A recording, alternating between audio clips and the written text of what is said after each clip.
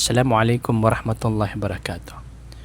Kung ako ang tatanungin, bakit ang deklarasyon ng mufti ng BARM ang aking sinusunod?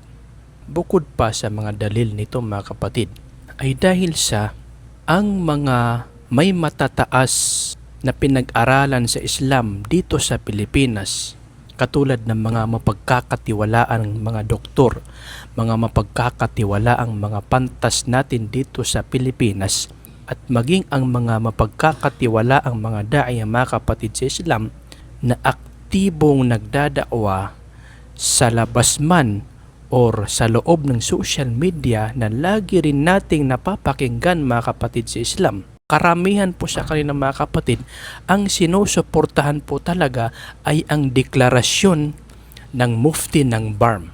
Sa kabilang panig, mayroon din naman silang mga ulama, mayroon din naman silang mga taga-suporta ng mga daya, subalit kumpara po sa panig ng deklarasyon ng mufti ng BARM, karamihan po sa mga mapagkakatiwalaang mga ulama natin, mga doktor natin mga kapatid sa Islam, mga mapagkakatiwalaang da'iya, ang sinusuportahan ay ang deklarasyon ng mufti ng BARM. Kaya ako, sinusunod ko po ang deklarasyon ng mufti ng BARM sa result ng moon sighting, hindi dahil sa BARM, hindi dahil sa mufti ng BARM, hindi dahil sa ako ay watana BARM, hindi dahil sa ako ay anak ng BARM, hindi dahil sa ako ay nakatira sa BARM, nasa Leyte nga ako nasa Visayas ako Actually, wala akong nikatiting na benepisyo na natatanggap mula sa BARM mga kapatid sa Islam.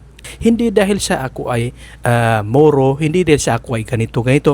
Bagkus, bukod pa sa lakas ng dalil na pinaninindigan ng mufti, alam ko na yung mga kilala na mapagkakatiwalaan na mga ulama, mga da'iya dito sa Pilipinas, karamihan sa kanila, ang kanilang pinapanigan at sinusuportahan ay ang deklarasyon ng mufti ng BARM mga kapatid sa pananampalatayang Islam. Kampante na ako dito mga kapatid sa pananampalatayang Islam. Napakagandang tingnan mga kapatid sa pananampalatayang Islam kung tayo ay nagkakaisa. Tingnan po natin yung Saudi mga kapatid sa pananampalatayang Islam.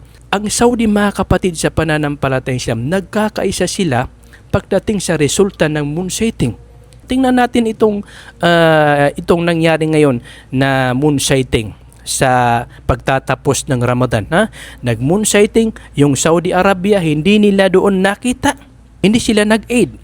Bagkus ginanap nila na 30 kaaraw ang buwan ng Ramadan. Ginanap nila kasi hindi nila doon nakita yung hilal, yung crescent moon.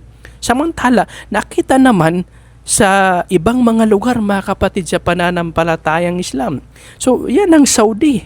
Yan yung pananaw nila mga kapatid sa Islam. Kahit na nakita sa ibang lugar yung hilal, yung crescent moon, hindi sila doon sasabay. Mayroon silang sariling moon sighting doon mga kapatid sa Islam. Kaya kung totoong susunod tayo sa Saudi Arabia, dapat yung pananaw nila pagdating sa moon sighting, yun din dapat yung sinusunod natin mga kapatid sa pananampalatayang Islam. Napakagandang tingnan kung magkakaisa tayo sa isang pananaw na kung saan yun ang makakabuti sa atin. Kung magkakaisa tayo sa pagsunod sa deklarasyon ng mufti ng BARM, napakagandang tingnan mga kapatid sa pananampalatayang Islam.